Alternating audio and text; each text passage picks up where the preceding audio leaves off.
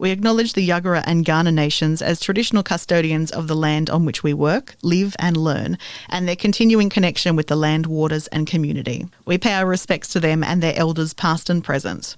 All content related to this program is for general informational purposes only and contains stories and discussion around mental health that may be disturbing to some listeners. If you are concerned about yourself or someone you know, please seek professional and individual advice and support.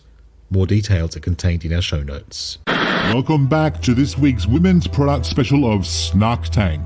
Our two finalists will now wrap up their pitches.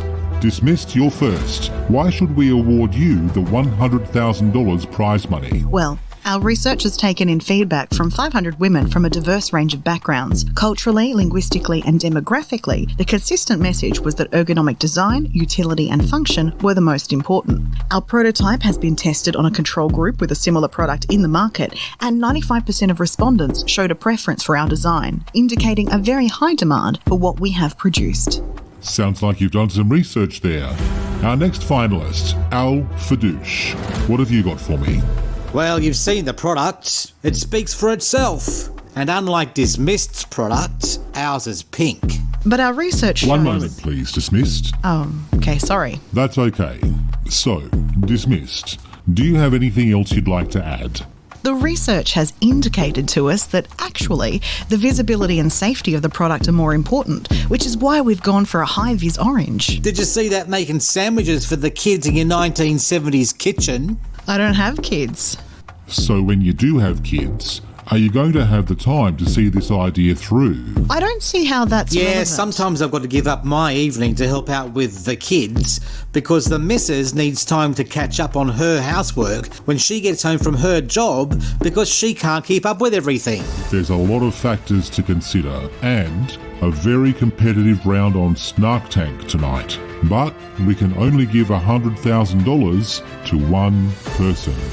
Dismissed. You've obviously put a lot of thought, some heart and soul into what you've presented tonight. Thank you for such a great presentation.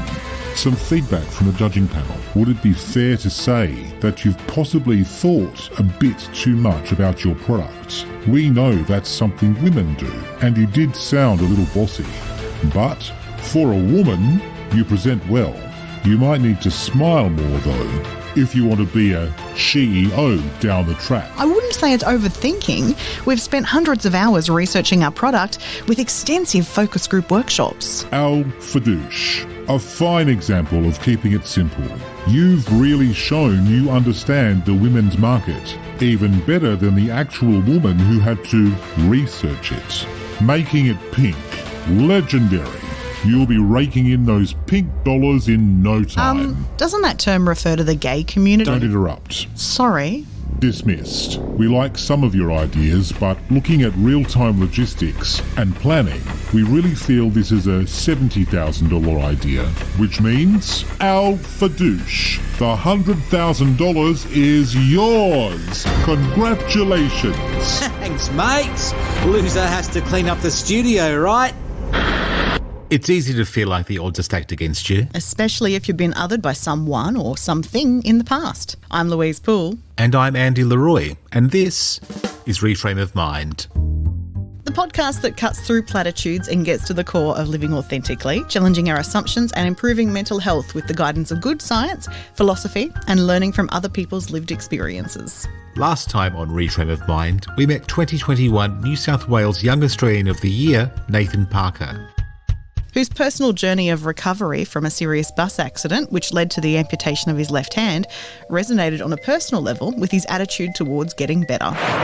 For me, there was a big perspective shift I had during those days after the accident while I was still in hospital, where I couldn't go and change what seat I sat on. I couldn't change what had happened, but I had to then focus on what I could control, and that was my recovery and what I did today, what I did tomorrow and the next day to get better. You know, it sticks in my mind as this perspective shift of getting better, not bitter. Something else he said kept playing through our minds as well as we started to feel overwhelmed by choices and tasks, starting a brand new business located in separate cities. Tiny recap to bring everyone up to speed.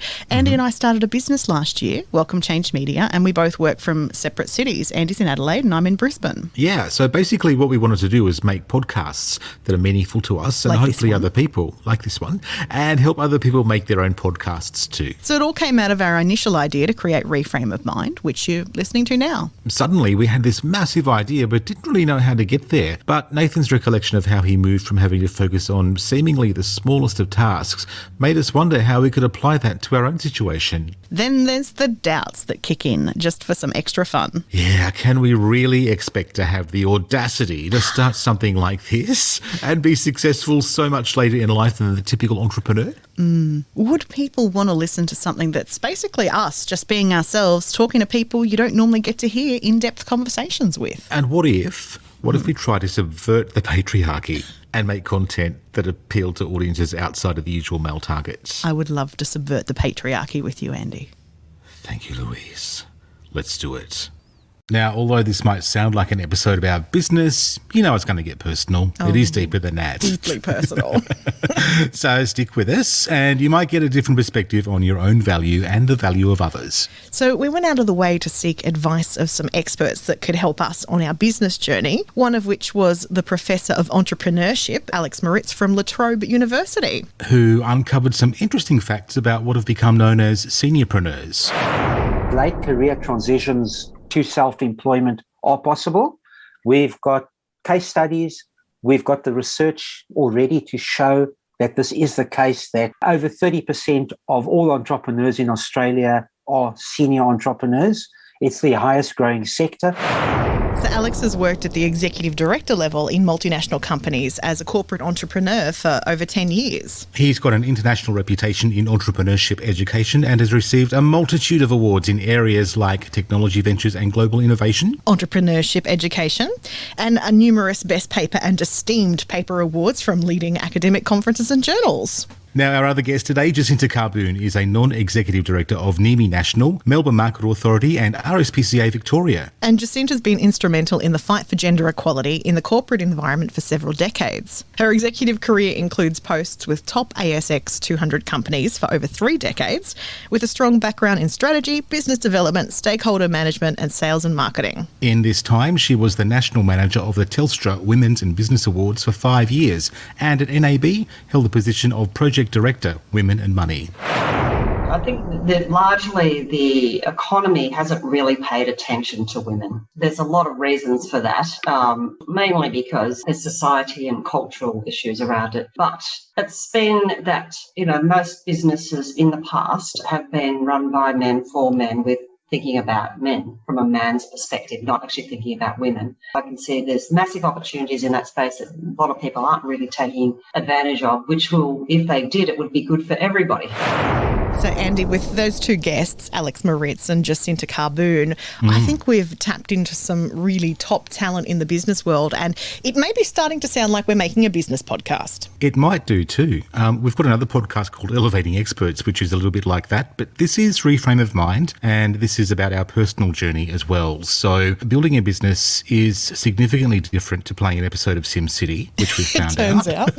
Spreadsheet Day, as lovely as they were with the projecting of how much we could potentially earn, also needs us to buckle down and get to work. And that involves sometimes facing our own inner demons along the way. Those voices in our head that have been telling us, who are you to do this? And you're not good enough to do this. If you want to start an empire, well, you've got to be prepared to turn the mirror on yourself and look at those things. So at this stage of our story, we're dipping our toes into the pond of business ownership.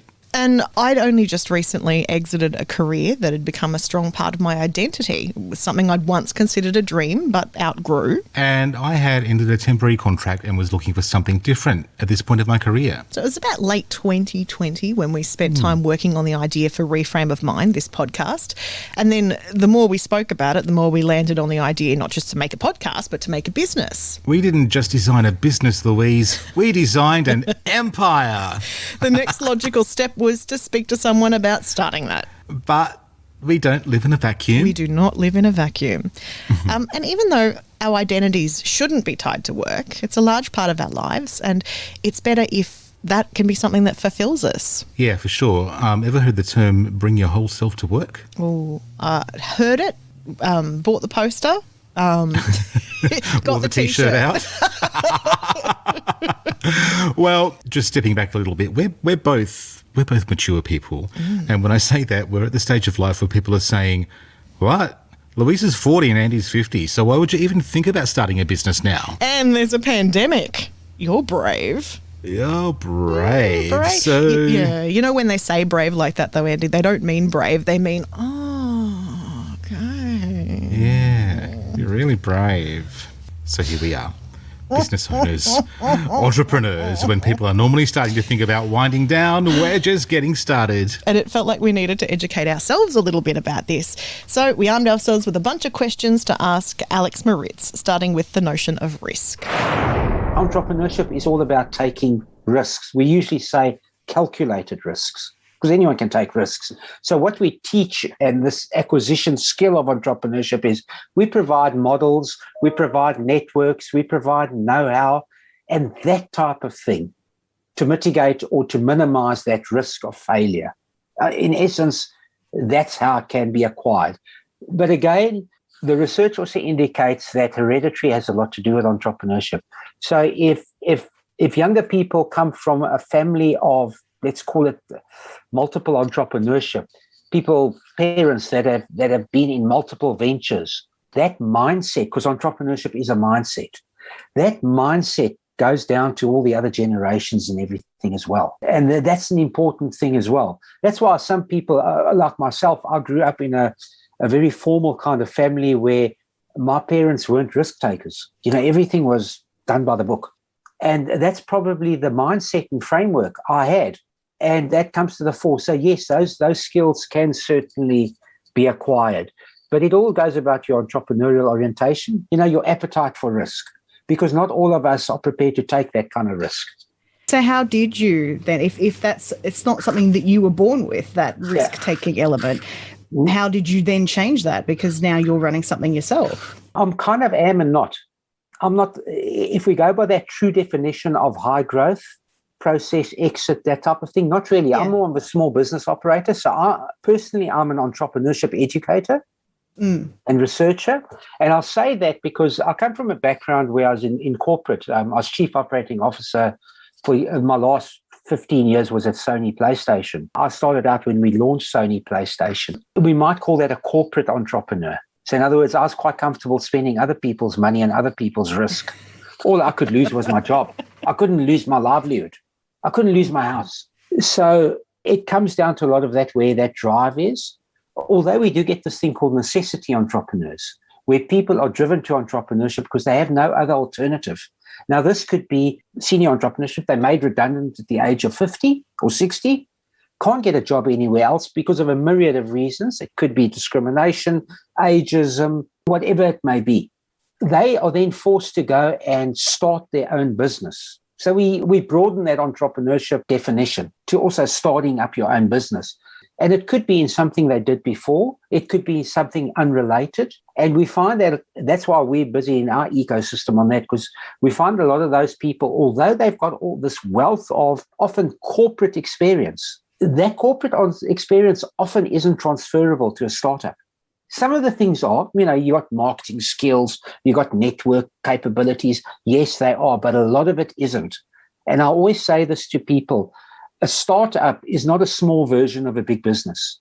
And I often get these looks. Taking my background as an executive director of a multinational, I often get these people that have had these big positions similar to that, and then they come out and they start giving mentorship to SMEs and to entrepreneurs. And I sometimes frown upon it because these people didn't even make their own tea. And yeah, they're trying to tell entrepreneurs how to bootstrap. So it's a different skill set. And I always say like this as well. I say managers manage resources. Those executives manage cars, budgets, people, and those kinds of things.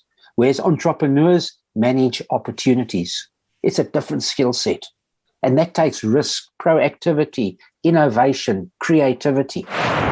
Some good insights from Professor of Entrepreneurship, Alex Moritz, but he is talking about people who are retirement age, which is not quite us yet. I know, right? And look, we went through the process of looking for some grants, and the only grant that we could find that suited our circumstances just was a computer skills for beginners for over 50s. And you weren't even 50 yet. You were 49. We would have had to wait another 6 months and then get you in there learning how to turn the computer on and off. So, do I spend all my time trying to forget the skills that I've got so I can relearn them for the grant, or do I just press ahead? It would have been very helpful for you too after having spent all that time on the help desk of an internet company. Yeah, totally. Actually, it was really surprising with the grants. Not only were there not a lot of grants for people our age, I'm 40, Andy's 50, who were trying to start a business, a lot of them required either that kind of co-contribution where they would front up half of the money and you had to front up the other half in a bulk sum. And as someone who was bootstrapping it, we didn't have that money to front up. No. But also a lot of grants you had to pay for to search for. Yeah, I found that really odd that you have to pay a fee to search for the grants and then you have to apply for the grants, which you may not even get. So that didn't really seem like a great option to us, and we wanted to look at some other ways we could bring some money in for the business. So, it also got us thinking, like, if we're having that kind of issue at 40 and 50 years of age and people are already saying to us, geez, you're brave, what are the naysayers saying to the people who are actually older than us and feel like that, their old dogs can't learn new tricks? Is it actually more risky for people who are edging closer to retirement age? There are barriers these people face, and those barriers are unique to senior entrepreneurs. We often go with things such as ageism, just basic aging. And then allied to that is often health. Some people are healthy, some aren't. I'm just giving myself an example. 7-8 weeks ago, I had cervical spine surgery. Now I'm pretty fit. I still train 3-4 times a week, that type of thing. In my previous life, I was a rugby player, and I do athletics. I do that kind of stuff and martial arts. But although I'm healthy, a lot of those things catch up with us when it comes to health. Now, mine is probably from when I had 150 kilogram people jumping on me when I was in my 20s and 30s, and only at the age of 60 did it decide, well, now you have the problem. So those health things come in as well. There are other things. A big one that comes up very much is a lot of age discrimination, with a lot of people thinking it used to be 60, it's come down to 50, now it's come down to 40. So if you're 40 plus, what do you know about digitalization? What do you know about XYZ? And you think if people knew the facts, they'd actually be very, very surprised that those people are actually more savvy than the younger guys. It's not just about apps.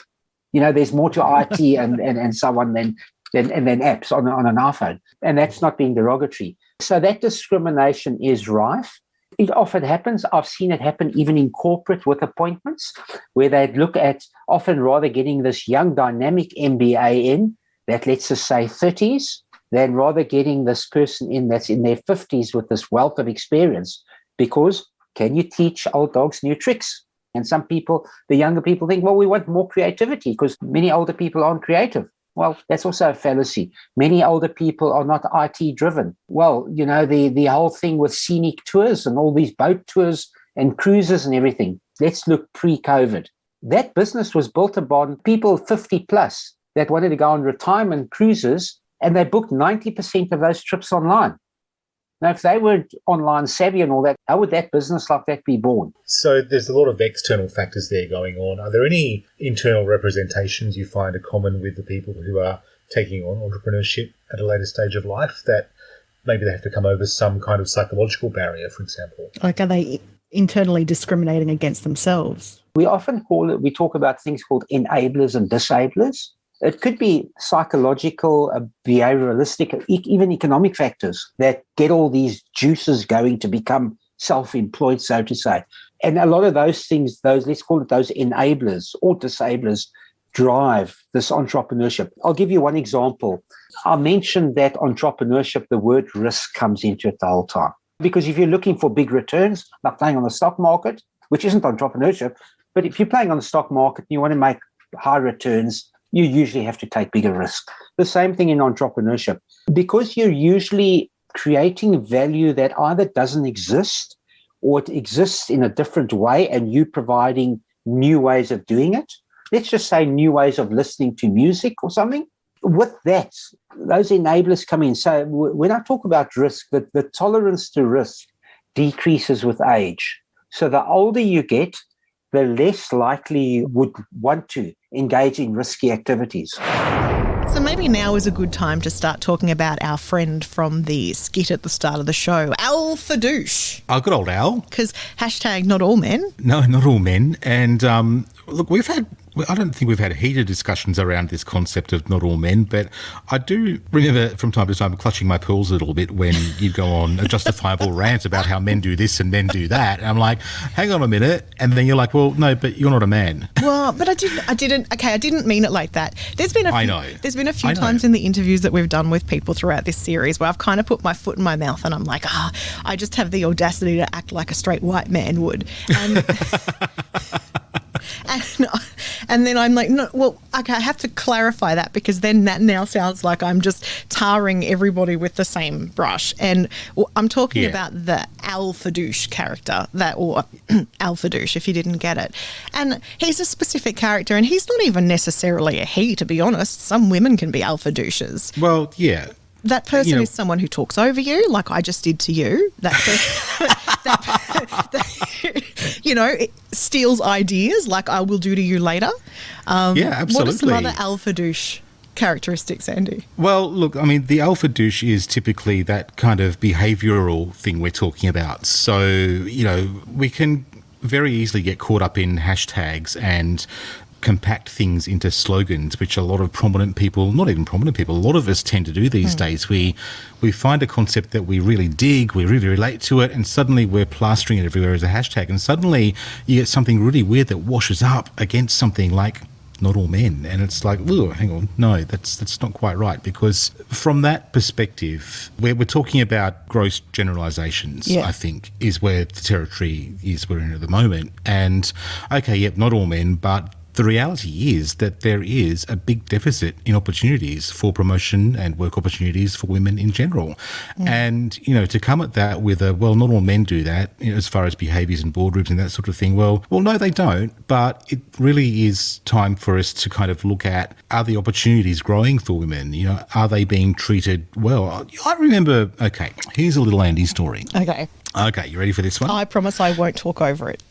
No, you can talk over it as much as you like. I know you will. So one place where I worked once upon a time, we were recruiting some people and we were actually recruiting for some senior positions. And a manager that I worked with alongside of said to me that they didn't want to promote the younger woman because they thought that she might want to have a family soon. Right? And that really shocked me because I didn't expect for that, number one, to be a thing these days, and I didn't expect it to come out of the mouth of a woman. It's that internalised, what would you call it in this way? Internalised misogyny, I suppose. Internalised. Yeah. It's that, we've been brought up in this patriarchal society where sometimes to climb ahead to be a woman who is a manager of a group of people, you almost have to have behaved like the Al Fadouche yourself. A man in a skirt, someone once said. As a future guest says. As a future guest says. But Andy's listen out for that one. Where he's in the timeline. No, but I mean, look, I've managed people for a long time. I think in my earlier management career, because I started managing staff when I was, I reckon, about 22. There are a lot of instances that I can think of that I would never do now, but they were things that I did to prove myself because there was the extra pressure placed on you as a woman, especially if you're in male-dominated industries. They expect you to not be soft or weak. They haven't hired a woman for those reasons. So it's almost like you don't have the penis, but you've got twice as many balls. So I think that, that ex-colleague of yours was probably inducted somewhere into that school of misogyny. Yeah, I think that's a possibility. Also, for someone like myself, okay, so another story in a similar vein, recruiting someone for a senior position, and I promoted the woman. Different team. I promoted the woman into the senior role, and then a week later she came to me all apologetic and she said, look, I didn't know whether to mention it to you at the time and I'm really sorry I didn't, and I understand if you want to, reconsider giving the role to me, but I've just found out that I'm pregnant. And I said, congratulations. I said you won the role fair and square, and you got it on your merit, and we wouldn't even think about taking that role off you because it's yours. She deserved it. She earned it. Yeah. Correct. And, you know, the upshot of that was that she did go on parental leave, which was totally fine. You know, I'm sure she got some benefit out of having parental leave at the higher rate of pay that was given, but also we got the benefit then when she returned to work part-time of being able to promote somebody else part-time into that role as well.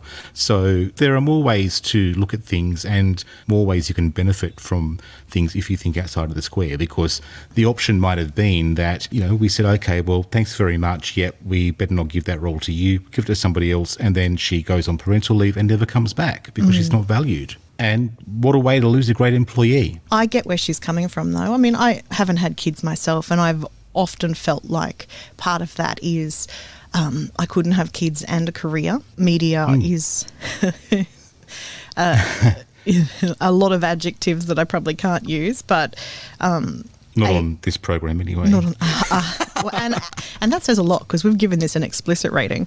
But it's a hard, cutthroat industry.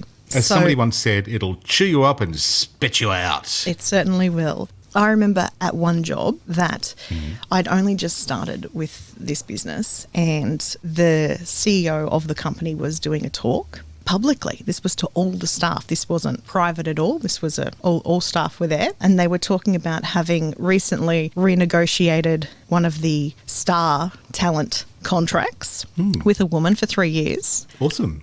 Yeah, I know. Congratulations to her. Very talented person. Absolutely deserved contract renegotiation and whatever else came with that. But at the end of telling that story, then they said, of course, after we renegotiated that contract for 3 years, then she told us she was pregnant. Why make that comment if that's not how the culture is? Yeah. So I can understand where that other woman was coming from, thinking that her pregnancy is going to stand in the way of her promotion. And probably being afraid that if she didn't disclose it to you, that someone would fire her for, not fire her for being pregnant, because we all know that's discrimination. That we can't do that, that's right. And obviously, companies can't just do something like that, but they can choose not to renew your contracts for another reason, and it's just coincidental. And they can choose to, I don't know, subtly bully you in different ways or keep you from certain opportunities or whatever managers do to manage people out, I think is the term. Do you think that you would have actually been more successful if you were a man? Yes.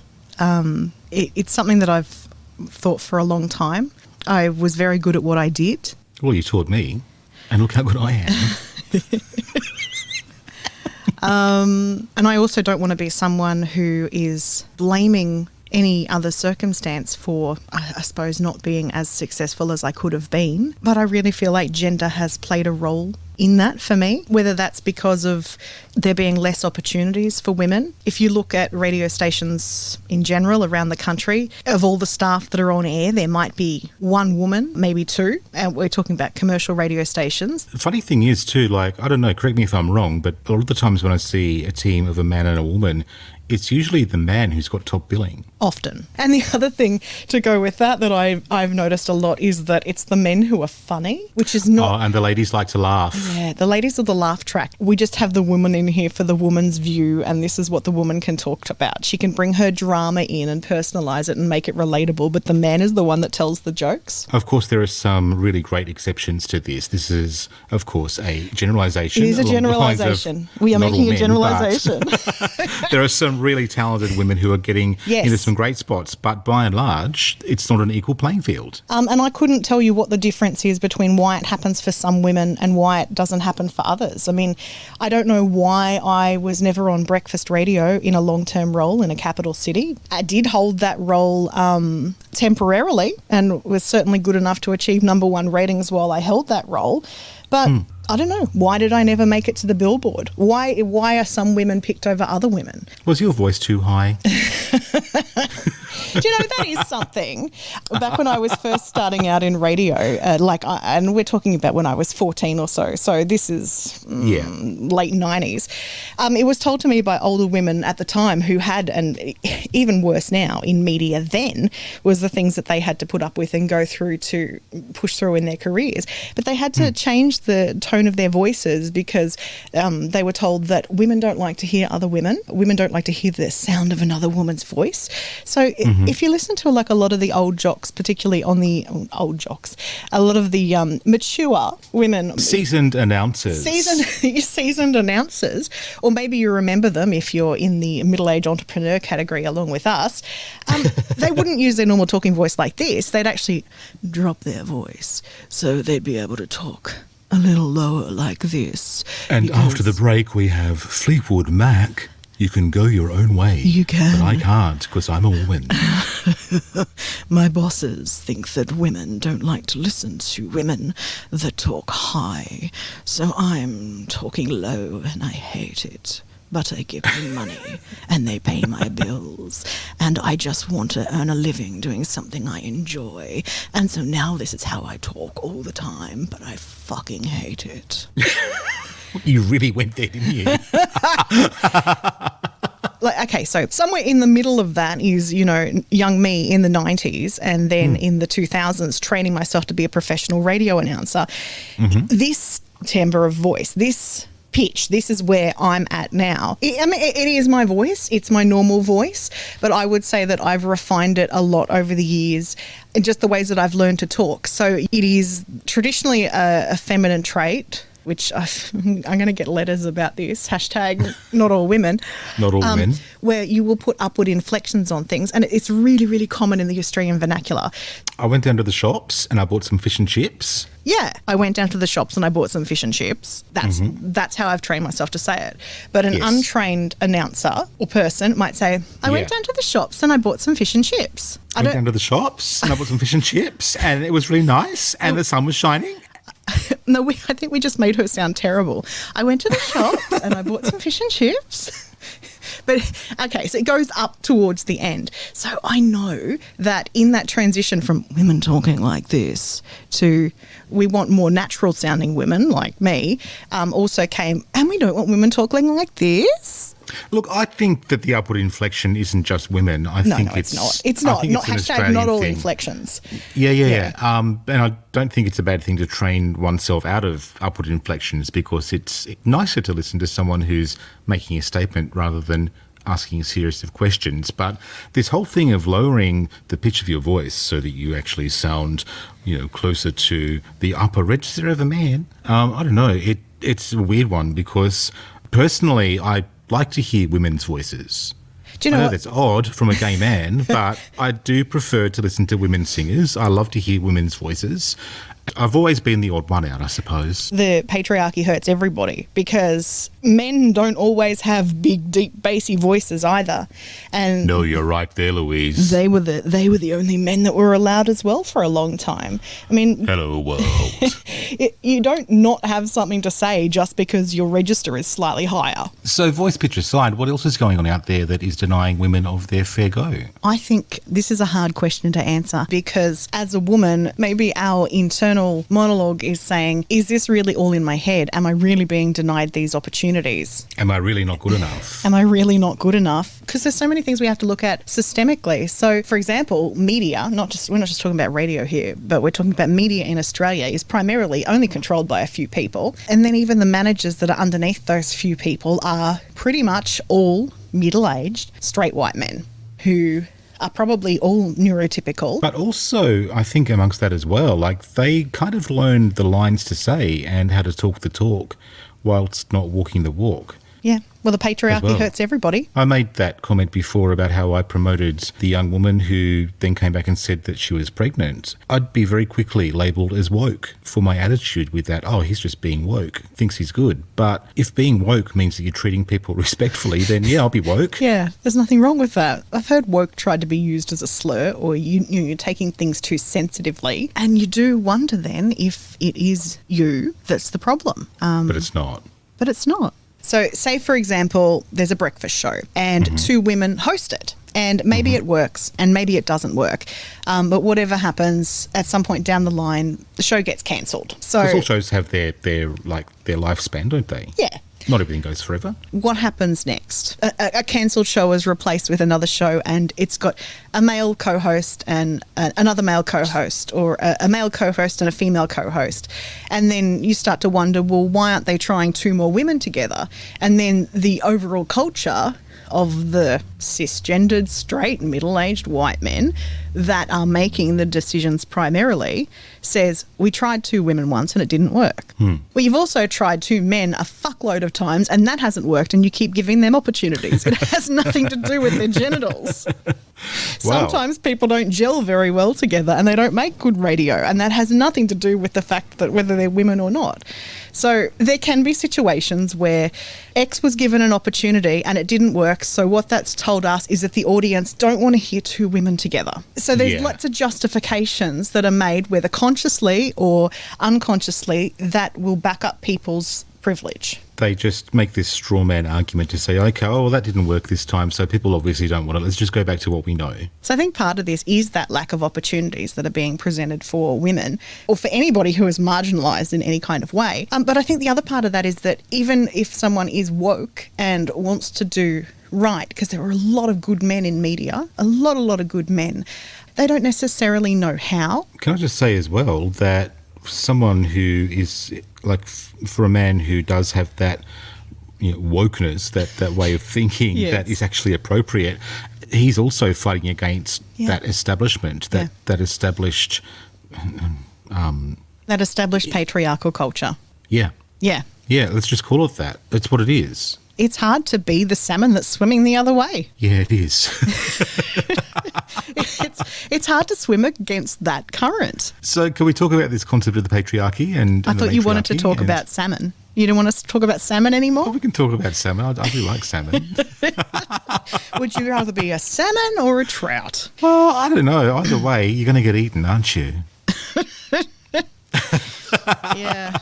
So we talk in terms of patriarchy and matriarchy, and people often severely criticise feminists for making statements about wanting to give women more opportunities, and they'll say that these feminists are just trying to take over, that they just want to tip the balance in the favour of women instead of men. And, you know, I've got a real problem with that line of thinking, because to me it's always just been about equality. It is about equality. If there is a quota in place, that quota is there because there is a lack of equity. Until we have equal rights and equal access for women, then the men just need to suck it up and allow those women to take up those opportunities, because it should be about merit. And you can't tell me that it's only the men who have the merit for the jobs. I mean, of course, okay, so I'm going to let go of the clutched pearls. I can hear Andy's feminist rant coming on. Go on. You can. But... you know, as a white man, I've had a lot of privilege in my life. And I know that, I know that I can walk in somewhere and not be treated certain ways because I'm white, I'm a man. For all intents and purposes, I seem to be straight. How many times have I been asked if I've got kids? Yeah. And I know that kids aren't just something for straight people these days, thank the Lord. But but it's straight passing privilege, Correct. When we talk about patriarchy on this program and smashing the patriarchy, as we like to say sometimes... That's because I'm mad. Well, you should be. I say smash the patriarchy because I'm mad, because I'm 40 years old and I've put up with this the whole fucking time. Yeah, absolutely. And yes, hashtag not all men. Definitely. It's not everybody. But the systems, the systemic problems that we have, and it's not just even equality, it's a lack of equity. Until the equity underneath everything is addressed in an intersectional way, we can't have true equality. And it's not about women being better than men. It's about everyone having equality. So everybody needs to have an equal chance. And it doesn't just come down to men and women. You know, it comes comes down to people with disabilities. It comes to people from different cultural backgrounds, from different religious backgrounds. You know, here's woke Andy. Okay, so if that's what you want to think, then good luck to you. But I would hate to think that somebody who had a cure for cancer was overlooked because they were of a different religion, or because they were the wrong gender, or because they were the wrong whatever. You know, it's stupid. It's the stupidest way of thinking that I can imagine, and it's got to stop. And I do have another answer for the question before. Why else hasn't Louise succeeded? Because she's a woman?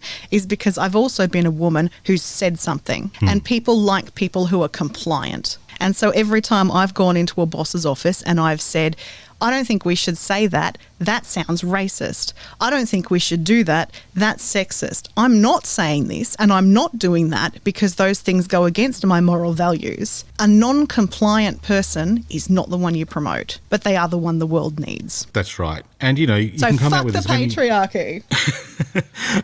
Fuck the patriarchy. And also, you can come out with as many statements as like to say, well, they're all women like that. Well, yeah, hashtag not all men and hashtag also some women, but you're losing the point. If you're going to boil everything down to a hashtag or a slogan, then you've completely missed the point of the conversation. And now that we're mad, it's probably time to get into Jacinta. To calm us down a little bit, because look, we do treat everything like it's that opposing team game where we're all polarised. We have to choose between one or the other. There's no space in between. It's men versus women.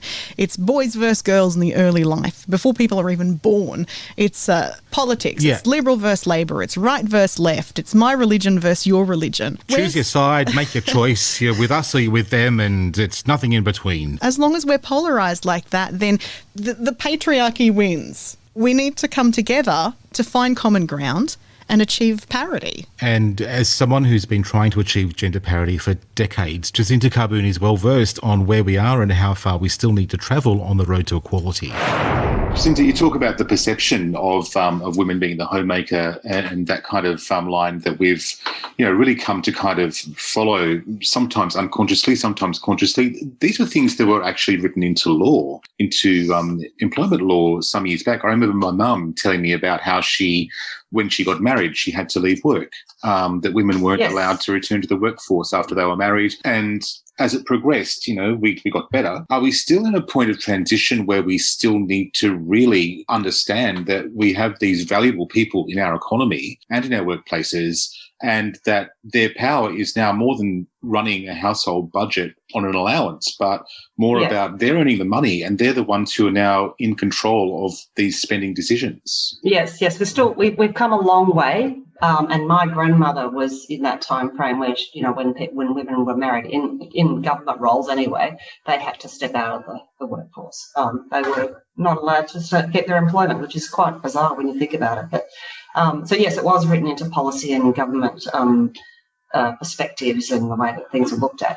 But even so, even in that time, women were still working in different ways, but quite possibly in unpaid roles. So they weren't actually generating an income or they were trying to do the best they could with a little amount and a little support. But women make up 50% of our population, and the number of women graduating from university actually outstrips men. And so we're actually, by not making the most of women in just as an example, in an employment situation, we're not making the most of the talent that we have there to make better decisions about business. And by not also, on another line, by not actually engaging women in business as much as we could and should, we are getting better, but it's still got a long way to go. We're not having influence on the way that we produce products and services. So we're actually really not necessarily tailoring them to the market. A lot of, as I mentioned before, a lot of the way that businesses have been set up is with men in mind, and the way that products and services are being designed and marketed and delivered is with a male perspective as opposed to a female perspective. So we're not actually delivering services for 50% largely, in a lot of instances, for 50% of the population. So from an economy, from a GDP perspective, the figure is enormous. If we actually tapped into the talent out there, female talent that's not being tapped into, it could have an enormous impact on the wealth of our country and for companies. So yes, it's come a long way, but it's still got a long way to go. And a large part of that is due to bias. And it's not just, we all have a bias, biases, male and female's perspective on what they think should be happening and how it should be happening. And that is changing over time. And that's changing over time by more role models and people becoming more involved in their family life and seeing what it all means and understanding things. So it is moving, but it's moving at a very slow pace. But it's a lot better than what it was when I first started my career. How much do you think that our own internal biases stops us from reaching for those opportunities? I think a lot of our beliefs and thoughts do come from this, the patriarchal ideas that have been embedded in us. But at some point, why don't we grab those opportunities in the same way that men do? Yeah, there's lots of reasons for that. And the society and cultural information that you've had fed into all your life comes out. So that comes out in self-doubt and self-talk.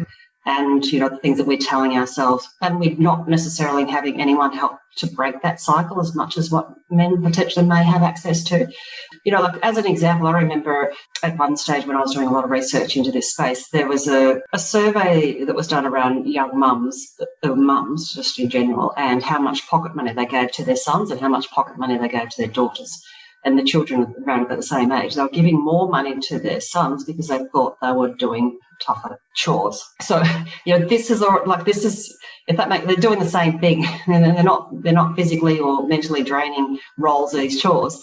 But mothers were thinking, oh well, the boys work a bit harder, or they're a bit stronger, so I'll give them more pocket money than what I would give my daughter. So, all these things are feeding into women from the moment you're born, and all the marketing and advertising and what you read in the newspapers, you just see, these men taking on these big roles and they're making these big decisions and they're involved in the discussions around what's going on in the government and in the world. And that's all feeding into your perception of yourself and your ability to be able to step up and do things. And so that self-talk and self-doubt is really hard to beat without somebody helping you change that. We are, advocating now for, thankfully, gender parity with pay and equal pay for equal work and that type of thing. But to hear about allowances from parents actually being dispersed in that way is really puzzling. What sort of tasks were they differentiating to justify it? Like was taking out the rubbish and drying up the dishes or something like that. So it wasn't. Actually, as a matter of fact, that was sort of almost irrelevant. But you have picked up on a good point. It's a perception of these women, these mothers, thinking that's their own perception of themselves and what they are seeing. So, they're thinking, oh, well, my job, the homemaker, is not necessarily as important as my partner's because he's working full-time and he's bringing home the money and I'm not, So not actually valuing what you contribute yourself. So so it's just history repeating itself, and that's, that we have to break that, and we have, well, we are, and it's good, it's moving in that direction. But that's, so it's all self-perpetuating, unfortunately. And I like to remain thinking it's getting better because that makes me feel better. Things are changing because the people who have been running business for a long time are getting older and changing. But you're seeing in society, and I can see this from my own experience with my son, he and his wife have twin daughters. He and his wife both work. They very much share the home duties and the caring for their children and dropping off at kinder and creche and etc. and all and preparing the food and all of the things that back in my day it was very rare to see dads doing that, because the one that they were the breadwinners and they came home and they were exhausted and mum looked after them, and that was sort of how it all happened. Whereas I'm seeing much more parents both sharing the duties, which is fantastic for both. I've heard so many stories of men just saying, I've missed out on my whole child's life. I've just worked and I haven't participated in my child, and I haven't had the opportunity to be the parent I would have liked to have been. I haven't been able to have the influence on my child that I would have liked to. So I'm seeing that changing very much so, and that's society is expecting that more so. It's expecting parents to both participate in their life. Things are changing. The expectation around that is changing. Like even, for example, when I was a single mum and I started work when I was 18 and had a child, there was no flexible working. There was no consideration about whether, me getting to the creche in time or what. I just had to make that work. Whereas now policies and employment laws, etc., are much more open to that flexibility of working and understanding parents have to do different things, and that way getting the most out of their employees as well. I can't help but go back to some comparisons with the women in my family. My grandmother was widowed by the time I was born, and so she had the benefit of the pension, but my grandfather was left to her, and my mum and dad, they stayed together. So mum was supported until she died, and dad passed on some years later. But I think there are probably exceptions to the rule. Seeing now the things we're seeing with women over 60 being a growing percentage, or the most likely to become homeless, and the financial issues that we're seeing, how do we fix that? Well, the awareness about it in the first instance, but going back to just what I just said, basically, helping these women to understand, particularly at a very early age, that you have to be in control of your life, because if you're not, and your life means your finances, your emotions, everything, but in particular from a money perspective. Because the chances, like if your dad had died earlier and left your mum, where would she be? Which is what's happening to a lot of women, is their partner dies or they end up divorced or whatever. They've got to start to understand all of this, because if not, they'd be pushed and pulled and whatever all around the place. So it's actually ingraining in young people that you have to be in control of your life, because if you're not, somebody else will be. And that person may or whoever it is may or may not be good for you, but there's a fair chance they may not. Why would you want to leave yourself that vulnerable? Yeah. I don't think we talk about money enough. A lot of situations I've been in, particularly in workplaces, everyone keeps their salaries guarded. You're not allowed to discuss it. There's things in contracts that say don't talk about this with your fellow employees. I don't think we talk about money enough to actually... No, we don't. And women don't. And look, employers don't want you to, because it's difficult for them, because then you're going to be saying, how come they're getting paid? Yeah. So they don't want you to talk about it. So it's not encouraged. Men will talk about it with their close group, generally speaking, because they want to support each other. They talk about, I'm going to go and ask for a pay rise. Women don't talk about it. It's almost like it's just never talked about. It's not appropriate. And I must admit, I never really ever did in my career either. And we need to have that conversation. We need to work out, what, I'm doing this really good job. I should be. So but then using it to you, in an appropriate way, not just to go and complain because I'm not getting paid. But, I should be getting paid this much because I'm adding this much value, etc. So yes, it is.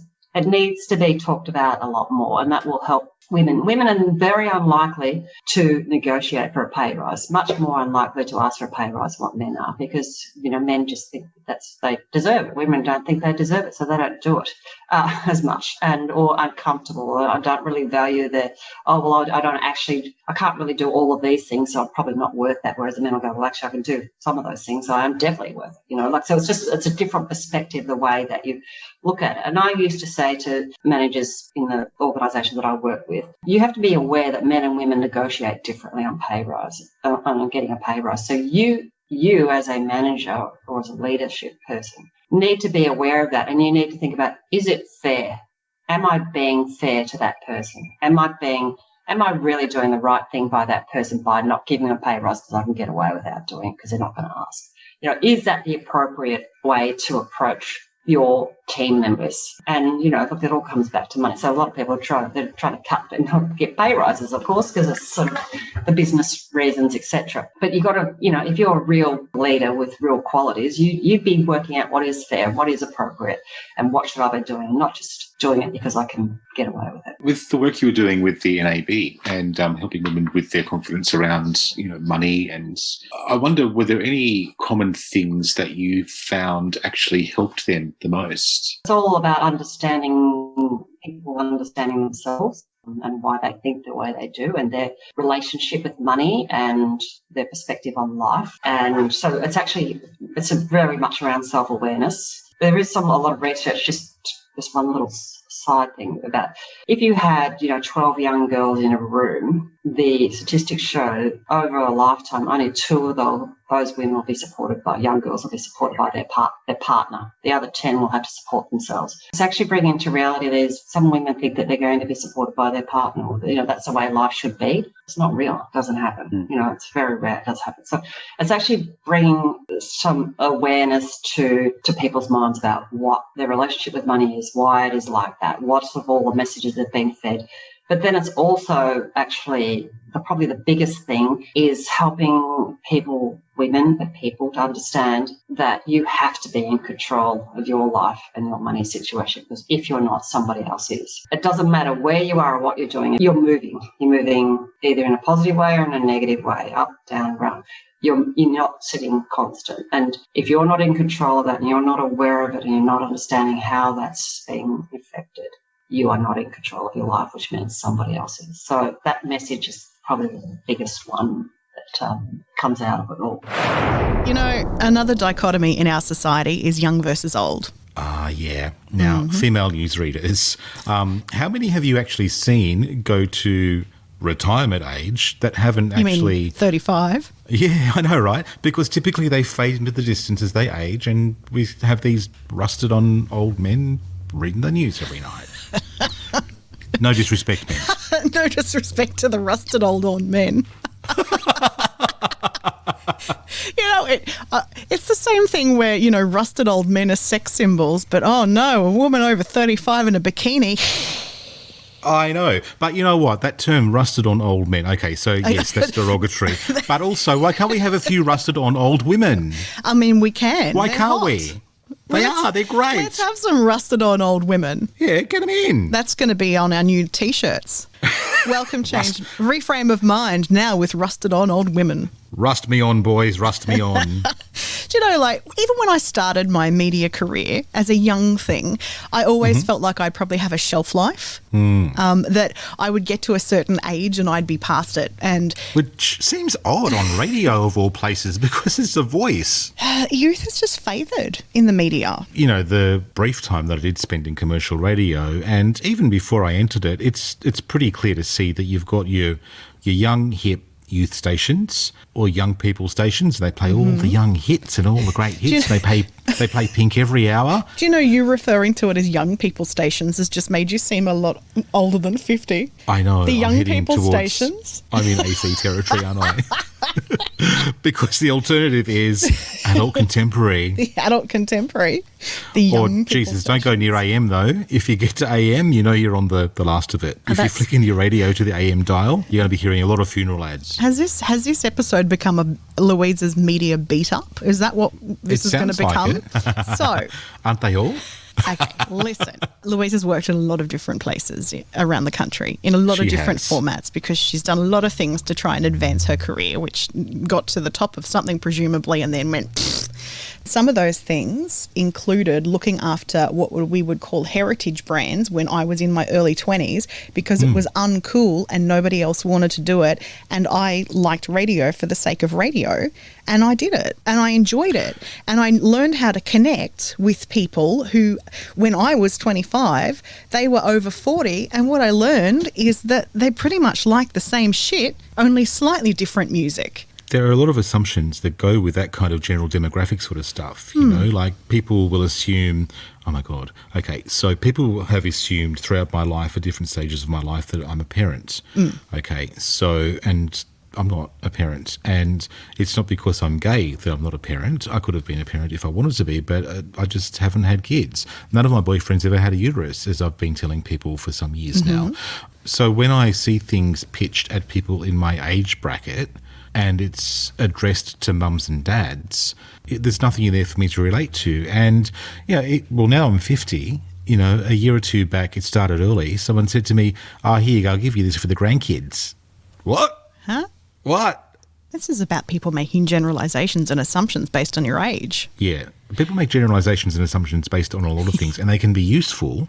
Assumptions can be useful. You know, if I make an assumption of the morning that the sun's shining, therefore I won't need to put on a heavy jacket and take my umbrella, that's pretty useful to make. But when you start making assumptions about people and their personality and what they like and don't like and what they should and shouldn't like, then that's kind of dangerous territory. This reminds me of someone who I once worked with, hypothetically, who said that when it was a brand that was pitched at, let's say, over 50s, they said that everybody over 50s doesn't like 90s music.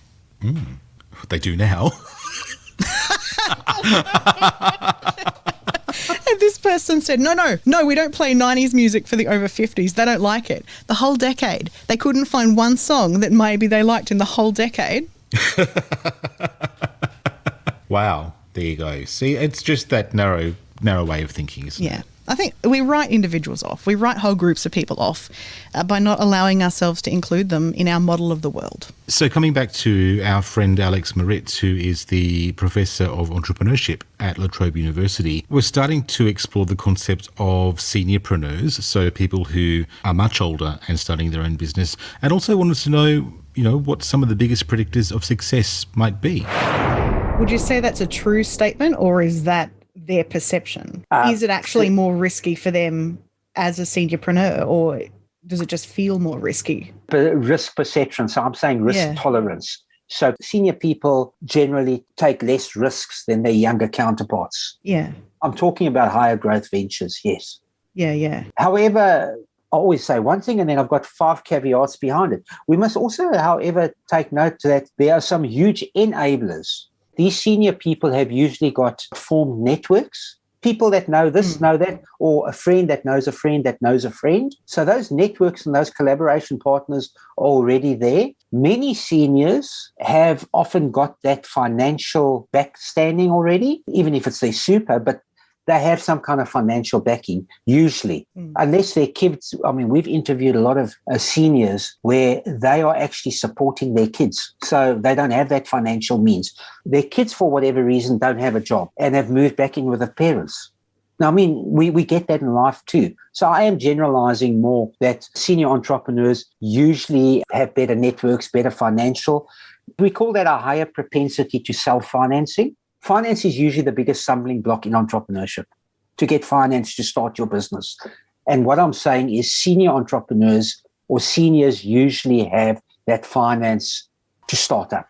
I was also interested to read that senior entrepreneurs tend to spend less time working in the business, where younger entrepreneurs tend to spend a lot of hours working on the business, and that seems to come down to life experience and their capacity to try and manage better, or to bring in the resources they need more quickly. You got that one. You've been reading, or you know something about this stuff, because I've got an answer directly related to that, Andy. So the seniors generally have now, although their risk tolerance is less than the younger cohort, their fear of failure is also less. So I've got this caveat that I often say in entrepreneurship: entrepreneurs do not fail. Their startups do, because they're in a risky environment. But that's a bit of a cop-out. But because of these enhanced networks, let's call it university of life, senior people have life experiences that they can often lean on. Because of that, and work backgrounds and that type of stuff, they're more confident in themselves to start a business. And that could lead to what you were saying, is that they often spend less time in their businesses than their younger counterparts. I don't want to say this too loudly. Maybe they're smarter, and I'm saying smarter because of their life experiences. They're older folks, and that's why. So they therefore believe that, by doing that, they can do things right. I often refer to it as efficiency. I use the words efficient and effective. So I say our research has indicated that senior entrepreneurs are more efficient. They spend with our research, over 1,200 people, they spend about 5 hours a week less in their businesses than their younger counterparts. So that's where the efficiency comes in. Where the effectiveness comes in, doing the right things, our senior entrepreneurs are making twice the profits of a similar cohort that we studied with the younger entrepreneurs. Now, there are many things that we can say about that, because it could mean those senior entrepreneurs are often in their businesses for a longer time period. Therefore, they've grown their businesses more.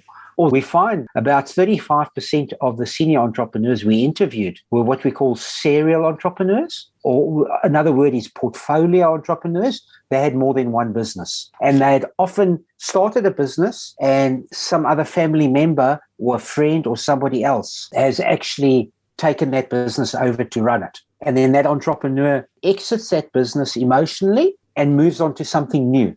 That is the true entrepreneurship spirit. And that is what the senior entrepreneurs are very good at. Why do we have it wrong as a society then? Why do we think that entrepreneurship is a young person's game and that once someone is over 60, they should be put out to pasture? Because that's not what this research supports. So why do we have that wrong? Well, why do we have many things wrong about COVID and the vaccinations and everything? We can go. There's a lot of media hype about young entrepreneurs.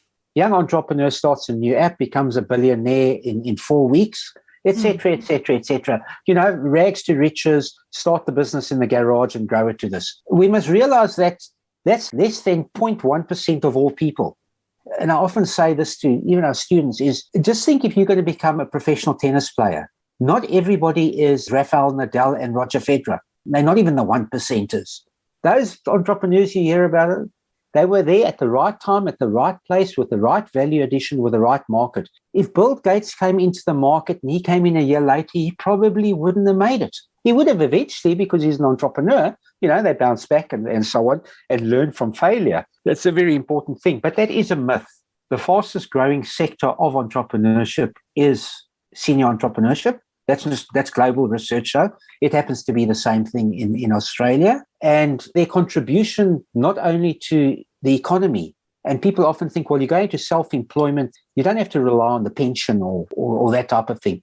But the main thing about entrepreneurship isn't only about yourself. It's about creating employment, because these seniors come into business and they create on average 2.5 jobs per startup. So in other words, they're employing 2.5 people on average in their startup, and not necessarily senior entrepreneurs. So that's a very important thing. The other very important thing about senior entrepreneurs as to their importance is the mentorship. These people, entrepreneurs by nature, give back to society. So they love their mentorship. I was on a tangent earlier. I was speaking about ageism and discrimination and saying about discrimination in the workforce. I'm not really one for that because I believe my roots and my background just tell me fight for who you are and what you are. But from a perspective of conformist, of being, let's just say, in the total economy, and that this thing with discrimination and so on, it's very surprising that when we do the studies on discrimination of mature age people in the workforce, and there's a big tick, yes, it's predominant, it's very big in the workforce. We do not see that prevalence in entrepreneurship. So in other words, younger entrepreneurs like mixing with older entrepreneurs because they know they can get information from them. They know they can get a wealth of experience from them. They're savvy enough to realize they see that opportunity. So we don't see that same kind of discrimination in entrepreneurship per se, which is a pretty cool thing. An entrepreneur always talks about themselves. You give them the stage, you'll never get them off the stage. And that's a cool thing. That's a nice thing. They're prepared to share. So do you think we're entrepreneurs then, Andy, or are we just small business owners? I don't know yet. I mean, I'd like to think I was an entrepreneur because it sounds kind of cool, but, I think it's equally as cool to be a small business owner, but I really can't answer that at the moment. But what I do know is that we're definitely out of our comfort zone. Yes, definitely out of our comfort zones. How has that manifested for you? Having recently turned 50, starting a business to me feels like a big risk. And also having spent the last 12 months living off savings trying to support that really feels uncomfortable. Yeah. Because, if I was a 20-something living by myself with nobody else to think about in the equation, then it would all be on me, and I would have that sense of, okay, well, I can do this a bit longer, I can try this. There wouldn't be any kind of pressure for success, but I've got a partner. He works and we run a household together, and at some point I need to know that what we're doing and what we're creating is going to be successful so that I can contribute financially in an equal way as well.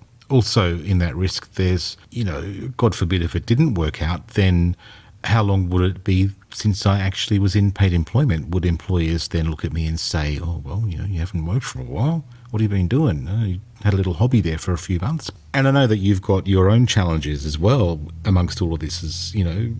We both want this to be a success. And I think it's really easy to get caught up in other people's generalizations, other people's view of what they think is the correct pathway. So for a 40 or 50-year-old, okay, so you should be saving for your superannuation, saving for retirement, don't take any risks that are undue, all of that kind of stuff. And it starts to impact on the choices that we make for ourselves because we start listening to other people's opinions and not actually trusting our own intuition. You know, we spoke or we joked earlier about that course for over 50s that I qualified for. Yeah. You know, I'd worked on a help desk for, a couple of years for an internet company. So I'm sure I've got, not to disparage anybody who wants to do one of those courses because they're very useful, but I've got a lot more skills. And the generalization they're making is that someone my age doesn't have that. And that presented in my last workplace where there was a young guy on the team who couldn't figure out how to do something or other with his keyboard and get something to work on his screen. And it was something that I was familiar with because I'd seen it happen before and I'd talked to people through it. And I said, you just need to do this, this and this. And his response pretty much was just to ignore me and keep asking other people around him. He just looked at me odd and then said, I can't get it to work, to the person next to him. So I went over to his desk and I did the operations that I'd told him to do and it fixed it. And his mouth opened and then the other team leader laughed and it was pretty apparent that he'd made an assumption about someone who was twice his age, admittedly, but was perfectly capable of having that knowledge. I have had that experience, well, not that specific experience, but ones like that, based on the fact that I think I'm a woman. Really? Let's say I went to a meeting, introduced myself to somebody, first time I'd ever met them, and my male assistant was there with me. Who would someone talk to for the answer? Oh, they'd speak to the male assistant for sure, or your boobs. Both answers are correct. Plenty of people have had conversations with my boobs over time, and then they've gone, oh, that's a lovely necklace you're wearing. Oh, yeah. They've got a lot to say, I've got to say that. You're not looking at it, though, are you? Don't pick it up and touch it, jerk. That's specific. So there's been a lot of discounting because of that kind of stuff as well. You know, if there's a male presenting person and a female presenting person in a room, I do think that the default for a lot of people tends to be the man's in charge. Another way I saw that manifest, actually, one of my early management jobs, the man who was hiring told me that I was qualified for the job, but he wanted to make sure that I wasn't a pioneer. He literally said the phrase, I don't want a pioneer, I just want someone to do the job. Oh. And not make this about gender. Don't bring your ambition into this.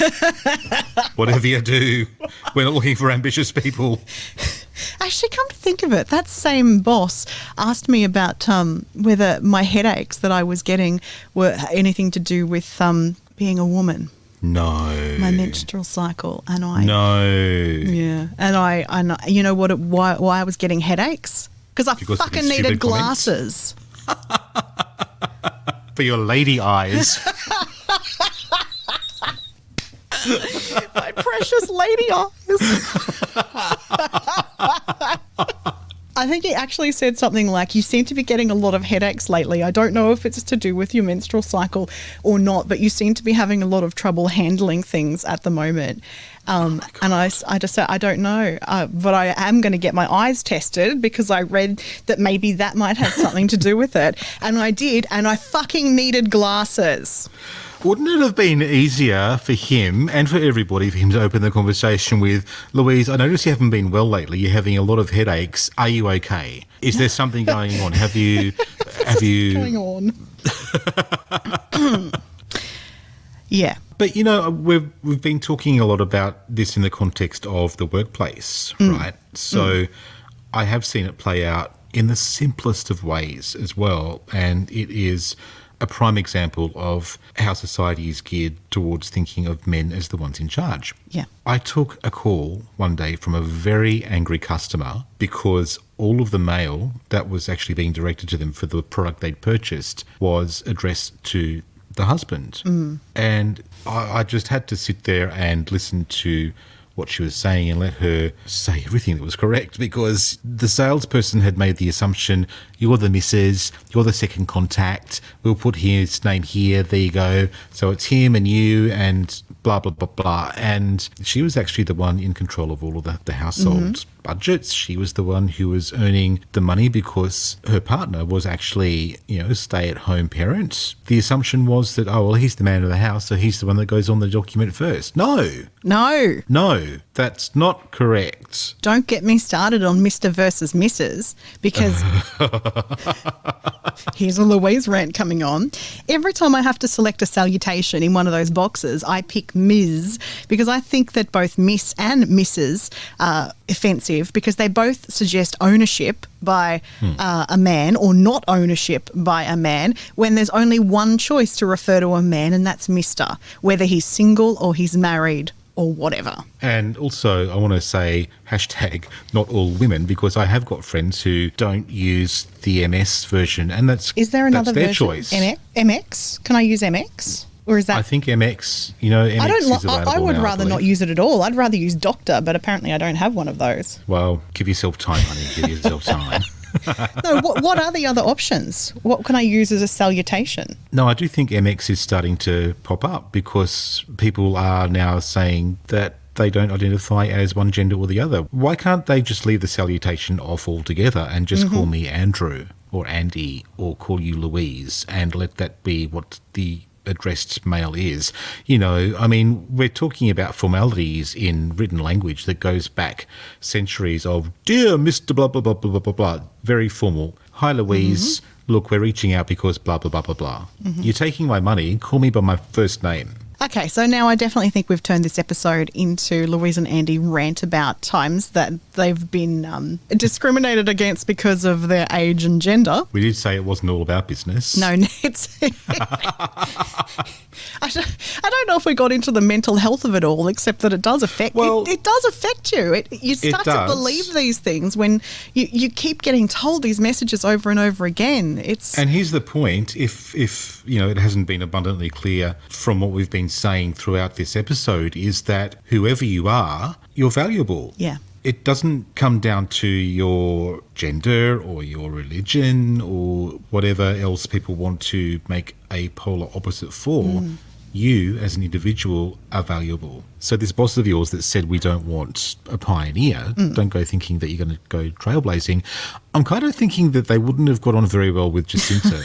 Jacinta has been a pioneer amongst middle-aged white men. I think you were pioneering a lot of things, and you were one of the few voices sort of speaking up it's very easy for us now to all talk about, the need for equality, gender equality, but you were doing it when nobody else was really saying it, or I think it would have been hard to. So how do you become that voice amongst the board of, middle-aged white men how do you stand up and find a common ground with people who's, I almost want to say, are privileged enough to benefit from not having equality? Yeah, well, and there is a bit of that too, and that's real. Look, it's been a long journey. I had my own life experiences that motivated me to do what I've done. So, from being a single mum and also seeing my mum and the way that she lived her life and experienced, but it just didn't sit right with me. So I had this inner drive to do something. I didn't really know what it was really, or how to articulate it or how to bring it to life. But over time, there was bits and pieces that built into that jigsaw, and it came to life. It goes back to understanding that we're all human beings and we all have needs, finding a way that you could tap into that interest of the person, these white men who, and actually understanding they don't understand, they may not necessarily understand, because you've got to remember that not and this is in anything in your life, not everybody sees something the way you see it. And it's actually how can you take them on that journey that they're going to be feeling safe and comfortable with that as well, and bringing that to life. There was one person that I worked with at NAB, a man who was amazing, but he didn't really understand what I was on about for quite a while. I just kept finding ways that I could actually bring this conversation or this presentation into what he was doing and how it was actually going to have an impact. And the more he heard it, the more he understood. And then one day he just said to me, I get it. I didn't get this. I said, because I had to take you on the journey for you to see it. Otherwise, you just dismiss it. So it's a hard slog, but it's actually worth it. You just got to do it. And it's your own self-doubt. It's not easy. But another thing that, as an example, to bring it to the people, you just got to remember that they don't necessarily see the the reality, and they don't really understand it. But if you can find a way to make it personal as well. I talked to,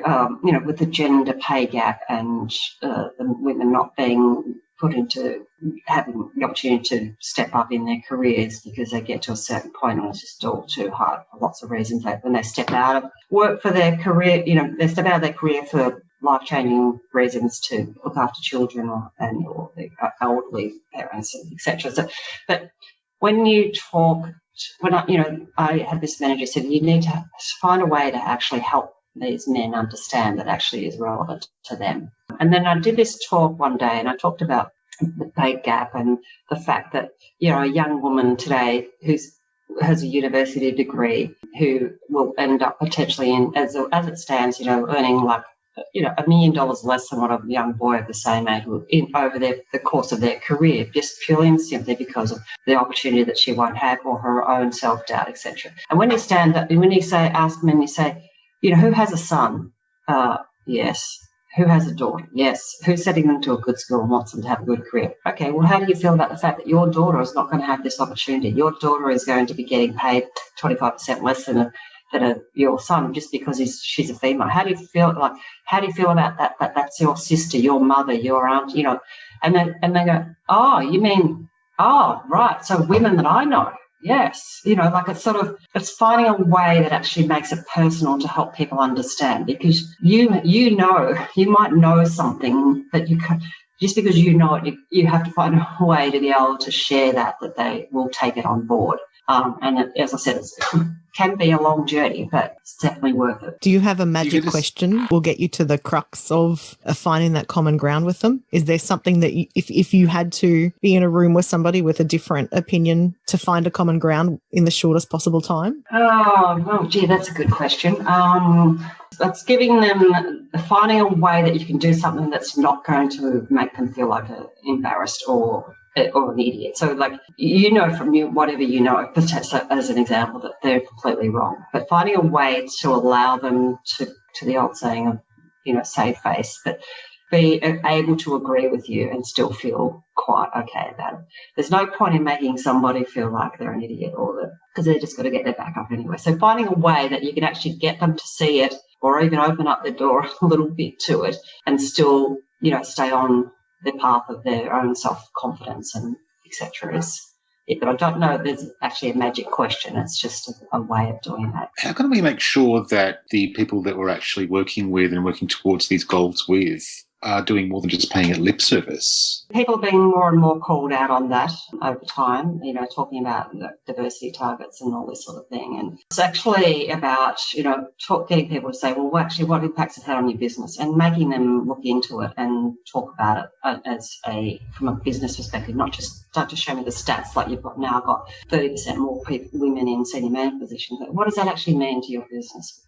Tell us about some of those people. Tell me about one person that you've had in that opportunity and where are they now and what's changed and what's, so they actually have to articulate that so that makes them, that's it's not an easy thing to do, but really, what's the point in someone standing up there and telling you about the statistics around things? It's actually make it real, make it what has this meant for the team, etc. What has it meant for the people who work there? Finding ways to get people to actually talk about what the impact has been as opposed to very generic, high-level bits of information. It seems the more we connect these stories back to individuals and people, almost the statistics take care of themselves, I would think, that, if we actually work from a place where we're looking to include people legitimately and to actually value them and serve them properly, well, then surely it must actually tip the balance then. Yeah, well, eventually.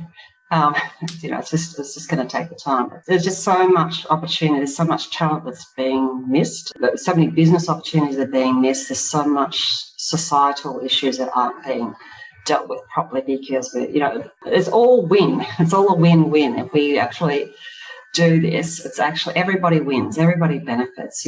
Men and women. It's not. So it's almost like, this is mad. Why aren't people really doing this? But, that's what I used to sit there and think, what? Why is it no one paying attention? And then I realised I had to get the message in a way that they could take it on board. So why aren't we paying attention to the female economy, Andy? It's a very good question. The facts and the figures back it up. Just as we're learning from Alex that people who become entrepreneurs later in life are more successful, it just seems like people don't want to listen to researched data anymore, that they don't have any faith in it. It all gets politicised and the facts get lost. So, you're 40, I'm 50, and we're starting this business late in life, in a lot of people's opinions. As middle-aged entrepreneurs. That's right. Midpreneurs. Maybe we can coin that. Midpreneurs, yeah. Midtermpreneurs. No, that sounds like we're both pregnant. Okay, so where are we looking for the support that we need to make sure that we can be the success we want to be? Because it does take a support network for you to feel confident sometimes. As much as we say we just want to rely on ourselves, and, toxic positivity will say, oh, well, just soldier on and you know best and all that kind of stuff. Sometimes we want someone to validate us. Yeah. Do you know, I told someone very close to me at the start of our journey that we were starting a business based around podcasting, and they laughed. That was hurtful. If the people close to us don't believe in our ideas or believe in our ability to manifest our ideas, then that really hurts. And that's actually an emotional block to get over for us, even needing their opinion at all. Yeah, well, we've both had the experience of realising that people close to us aren't listening to what we're making. But you know what? They don't need to, because we're not making it for them. We're making this program out of, a real sincere desire and hope that we'll actually get some good information out there and somebody can find it useful. That's the bottom line. We're not here to bag anybody out, and we're using our own experiences because that's what we have and what we've learnt from. But that's where it stops as far as that goes. It's not about being bitter or being resentful for people not supporting us, but we do need to get ourselves to a point where we find those networks that do support us. Yes. And, we've been talking about assumptions and generalizations, and there are assumptions out there that older people can't learn later in life. And we start to limit ourselves as a result of that. And we limit other people as well. But it's not true. We can learn at any age. We are old dogs that can learn new tricks. Speak for yourself, sweetheart. I'm a young chihuahua. And I'm an old cat. I mean, we can learn new tricks as we age. Look what we've done in the last year, Andy. We've both upped our skills in website development. Yeah, and you've actually gone and done a lot of learning and development in graphic design. Everything that you see graphic-wise related to this podcast has been made by Louise Poole. Yes. And I have taught you then how to go in and edit things and update the quotes and bits and pieces like that using other software, which is a skill that you didn't have before. And you've learned how to manage all the distribution of the podcast that we do. I'm just the pretty voice. I haven't done any of that. That's right, Ms. Doot. We'll make sure you get to air first time, every time. But these are skills we didn't have 12 months ago. And, we share the skills with each other as we learn, because we're small business operators now. And it's great to have a bunch of new skills individually, but it's also about, we're not in competition with each other, we're actually in partnership. So, we've learnt things like SEO, we've learnt social media scheduling, we've, upped our skills in the more technical side of being able to clean up audio and the production skills. Yeah. So, there's a lot that we've actually done aside from setting up a business and all the structures that go underneath that, so that when we do get to the point where we can employ someone, we can then easily transfer that knowledge and those skills across to them. And now we're starting to explore e-learning platforms as well to run some new programs that we've developed. So old and middle-aged dogs can learn new tricks. Through the hoop, off you go. What do you think is the biggest predictor of success when somebody goes into a venture? It's just being probably aware of that mindset. As I said, entrepreneurship is a mindset. It is a way of life. And we're not all the same. It's that balance.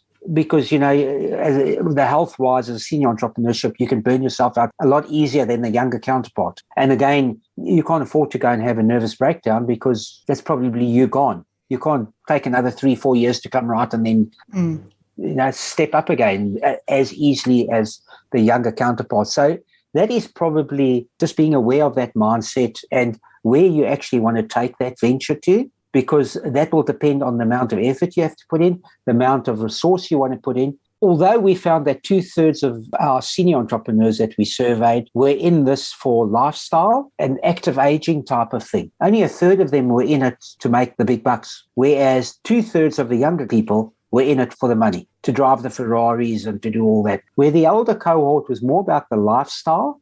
There's a new field of research coming in now from social innovation, and they're saying senior entrepreneurs are the new drivers of social innovation. And when I talk about social innovation, I'm talking more about eliminating social isolation and becoming more of a community, because I wasn't really that aware of it, but it seemed that a lot of these people that are pre-retirement and retirement are actually rather socially isolated. A lot of their networks that they had were and this is what they said, were usually through their work, and that seems then, to go one side.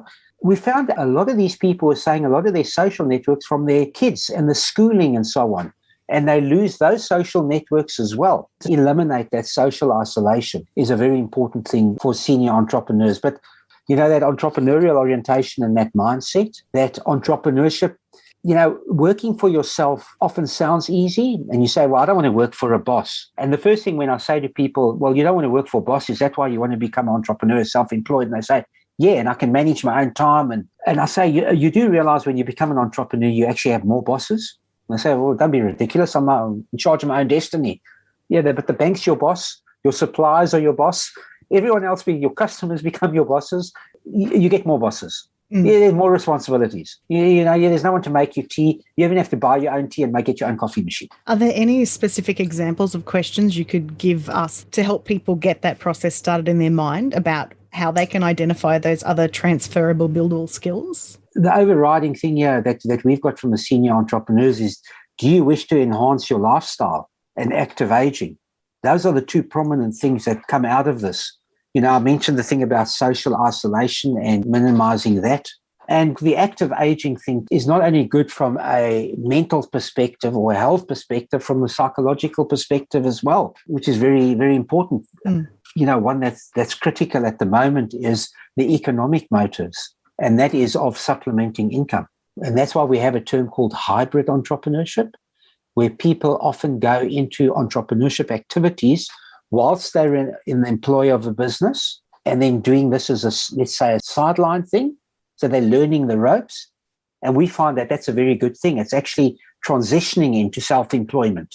Years ago, an employer would have said to you, oh, that means you're not dedicated to my business. Well, if you want loyalty, buy a dog. Employees need to enhance themselves to be better people, and that's the important thing as well. So largely about lifestyle and active aging is what comes out of our research, and well-being.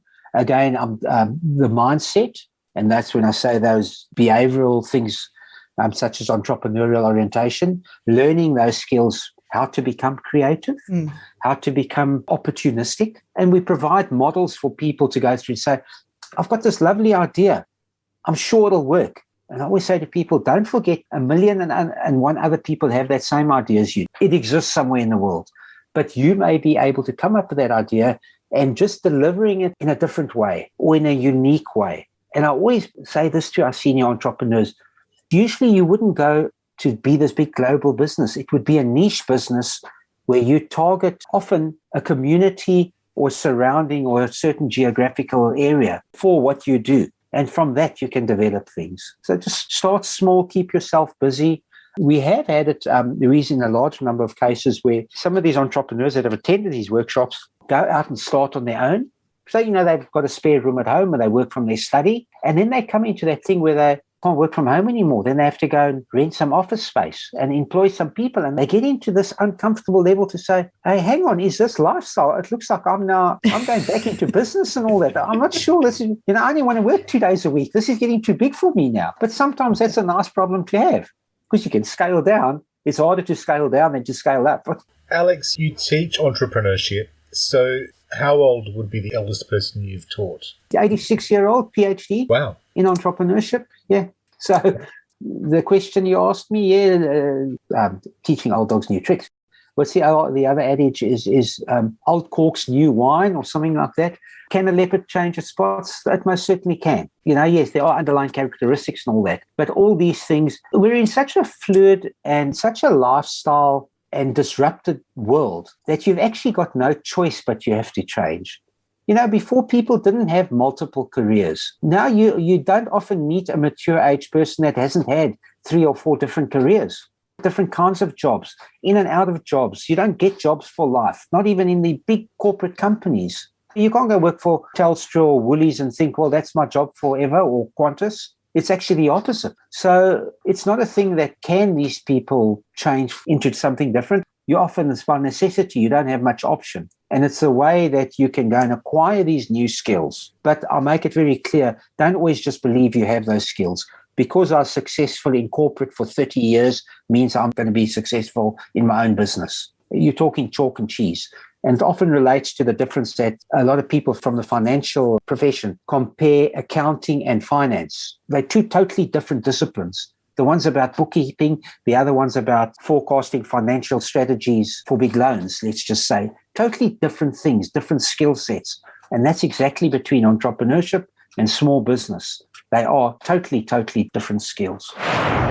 So we've been talking a lot about different ways people can be discriminated against in the workplace, but also it's something that is sometimes just underlying behaviour without people being conscious of it. Yeah. And people need to be conscious of it. Ageism is a prime example, how people are denied opportunities because of their age. And when we set out to make Reframe of Mind, we wanted to be certain that we were amplifying all the voices, that we weren't just going in and going for the low-hanging fruit, the easy ones that you always see or whatever. We actually wanted to make sure that we had a really good balance of people in there, and we put our own quotas essentially on this sort of thing for that reason. And, we didn't do that so that we could say, look how good we are. This is something that people should be doing anyway. If you want an expert on a subject, then that expert could be a woman. That expert could be from any other name this group. It's we don't want congratulations for doing it because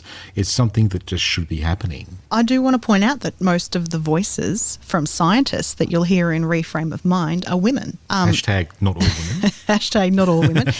We don't deserve a pat on the back for that because, again, it's something that should be done. But in terms of equity and equality, true equality means that any podcaster or media program that was looking to make something like what we've made would look towards also selecting from female scientists for their expertise in true equality. But because we don't have true equality, equity means that we need to give people a head start. And, we are just a tiny drop in the big splash of the media landscape. The work that we're doing to try and amplify these voices a bit more is just a small contribution to it. So it would be lovely to see more of that happening in general. You won't believe how easy it is to find a cis white man to talk on a podcast, by the way. If you ever want to start a podcast, you just fling a rock out there and you'll hit about 10 cis white men that are happy to have a talk to you. But you do have to work harder for more marginalised voices, but they're worth the effort for the stories that they can tell. Yeah, totally. I think some of that is that with those groups that we found harder to get, sometimes I thought maybe they get overlooked or get bypassed because they'd come back with questions. Let's just say we use the excuse of media being time critical and we can't be answering too many questions. Do you want to be on or off? But I'm going to call bullshit on that because really, if somebody's coming back with some questions, it means they need to clarify something. Yeah. And it means they're taking an interest in what you're pitching to them, but they need some more information. These cis white men that come along to these programs and say, yeah, I'll have a chat. Yep, sign me up. Without even knowing what they've signed up for. Yeah. They've been approached obviously because, the program maker thinks they have value to add to the conversation. But I'm betting that those program makers give up on asking some of the women or some of the people from other diverse backgrounds because they want to have a bit more of a conversation about the intention of the program first. The best person for the job, I don't think it's always the surface explanation of that. You have to look at what levels of privilege have helped them elevate their skills. We want equity, we want equality, and I think the road to equality means that voices that have been suppressed needs to be amplified in what looks like an uneven way. Yeah, I mentioned earlier in the program about my white privilege. I know that I've been privileged in a lot of ways because of how I present and how I look. There are other ways I could argue that I've been disadvantaged because of my sexuality or whatever. I can find any number of things. But the bottom line is that I'm a white male, and now I'm a middle-aged white male, and I've had a lot of opportunities thrown at me that I've probably not taken up because of my own self-esteem, and that's related to other things. But there have been a lot more opportunities thrown at me than would have been thrown at my female colleagues. Andy, are you alpha douche? No, I think I'm woke Wayne. Coming soon in another skit. Hey, dudes. Yeah. So first I want to say, I know I have privilege. I have especially white privilege. I have ableist privilege. I have straight passing privilege. And then on the other hand, I've been discriminated against for things like gender, for things like my body. There's been fat phobia, that kind of stuff. But I call myself a feminist publicly. An intersectional feminist, actually, because we can't have equity for one without equity for all. And I've had a lot of people over time actually ask me why I call myself a feminist, because they said, I'm not a feminist. Like they're not a feminist. And I say, why would you say you're not a feminist? You talk like a feminist. You believe in equality. And they say, but feminists are people who want to see women put ahead of men. Well, no. No. No. No. It took me a long time to be able to call myself a feminist, because I think I am a feminist. Yeah. And I think probably some of the early people that actually said that to laughed at me. He's woke Wayne again, he's a feminist. Well, men can be feminists. In fact, we need more male feminists. Yeah, we do. Being a feminist means that you're for equality for everyone. And also, I'm going to add to that as the male feminist, that if a quota is the way that we get to that, then bring on the quotas. And the other thing that I've had people say with the feminist stuff is, but a feminist is someone who, doesn't endorse trans rights. Where does that come from? You know where that comes from? That comes from J.K. Rowling. That's where that comes from. Because people like her call themselves a feminist, but what they really are is a TERF, a trans exclusionary radical feminist who suggests that only people who are assigned female at birth can be women. And that's not correct at all. So a true intersectional feminist, which I'm so more than happy to call myself, is equality for all. That includes what gender you identify as being valid. I think what it all boils down to is don't treat other people like an asshole. Really? I mean, it was a long walk for us to come to that, but yeah, don't treat other people like an asshole that's the meaning of the podcast, right? Yeah. But back to the forest, which is seniorpreneurs and us starting our business. Okay, maybe how when Google launched, their slogan was "Don't be evil." Well, maybe ours should have been "We're not assholes. We're trying not to be assholes. We promise." We'll fly that flag. It'll be the hill we die on. And if we say something stupid, please correct us, because we didn't mean to be an asshole. We're just ignorant. Yeah, and I think also, a lot of people say, "Oh, I can't say this because they'll get offended." Well, the other side of that is if you do offend somebody, own it and then learn from it. Yeah. Entrepreneurs, which I guess we are entrepreneurs. We can create opportunities for people. We can create opportunities for everyone who needs a seat at the table. In this case, for women, because it'll pay off for us, according to Jacinta Carboon.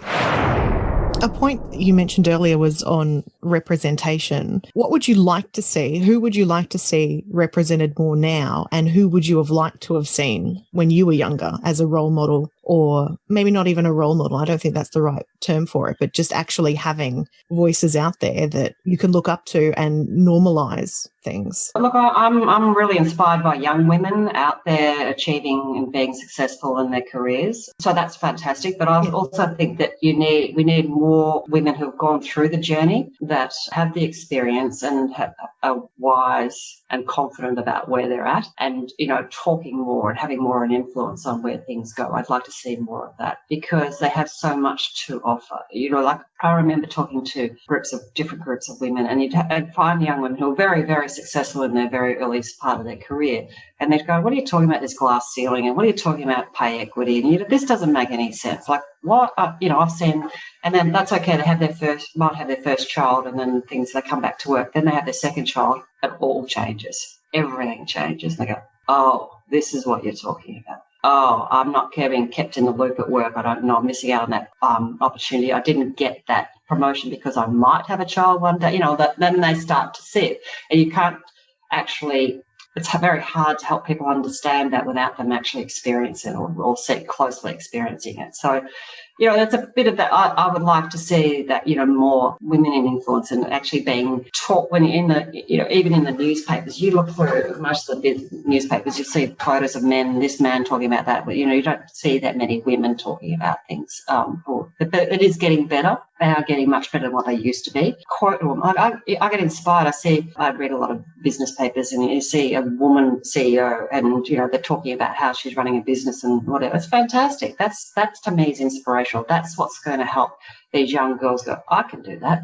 I can be successful at that. This is me. This is where I want to be. So it's just giving that voice to out there in a space where it's going to be heard by the people that need to hear it. I really want to also just explore this concept of taking advantage of the women's economy. What do you think is the thing that's going to help us to reshape the economy into doing this? The female economy is enormous. Businesses aren't paying attention to it because that's not what they've done in the past, and they've been okay. We've got on okay. It could substantially improve if they actually paid attention to what women are looking for and how women take information on board. It's just enormous. And because women are starting to very much so out-earn, I think in the US, women out-earn 50% of their partners. It's going up, and Australia's getting to that path as well. It's just the amount of money and influence that women and decision-making that women have influence over is enormous. It's about actually businesses taking stock and understanding that if they actually do understand this, it couldn't be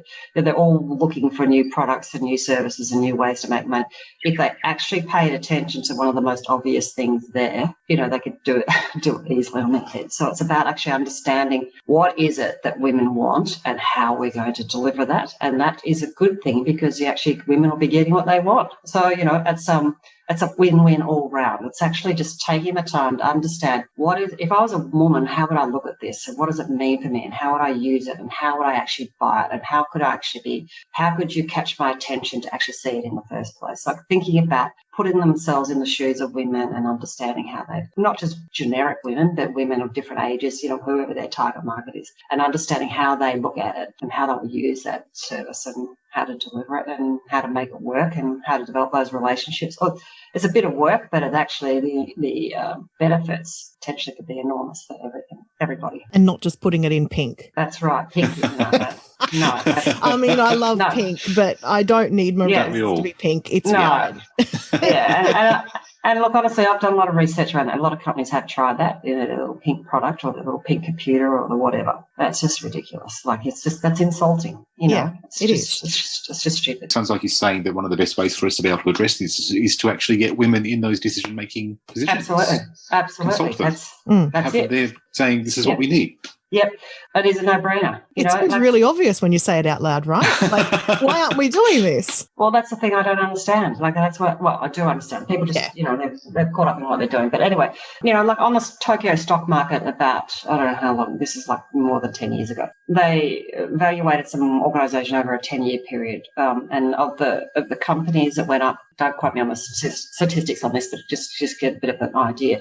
There's a certain number of companies that actually focused on women and women's delivering services and products for women. Over that 10-year period of time, those organisations went up by 96%. Whereas the rest of the stock market went up by about 13%.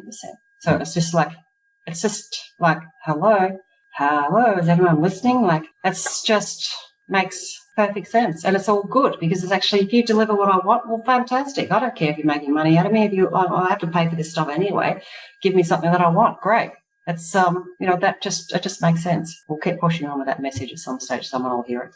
No, there are people listening to it. There's some people doing very well with it, but change is coming. Change is here, but it's growing, and I like that. It's growing. Yeah, exactly.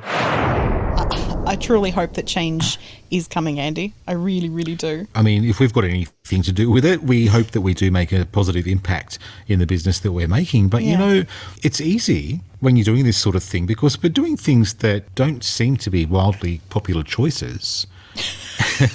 And a great business model for us. absolutely, the little voices pop into your head, don't they? Like, Oh, do so, they? you know, are you just being woke Wayne? Are you just doing this for the kudos? Are you just trying to get brownie points? Or are you doing this for reals? Yeah. If you tell people that you focused on having women scientists in your podcast, are they just going to think you're showboating? Showboating? Showboating. Is that a term? I don't know. It sounds a bit like motorboating. Is You mean grandstanding? show ponying? Is showboating not a term? I've not heard the term showboating. It's a bit like my markers in the sand. So, are you showboating if you say you're focused on amplifying the voices of women scientists, or you know, are you just a douche canoe? Yeah. You know, there's a name for that, and it's not one we've made up. It's not show ponying. It's What not is show it? ponying, not dressage.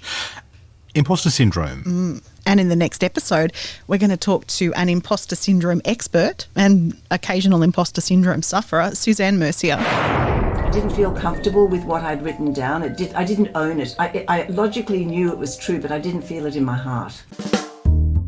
We'd like to thank today's guests for sharing their personal stories and insights. And for more information on any of the subjects, guests or references used in this episode, please see our show notes or reframeofmind.com.au. Reframe of Mind is a Welcome Change Media production.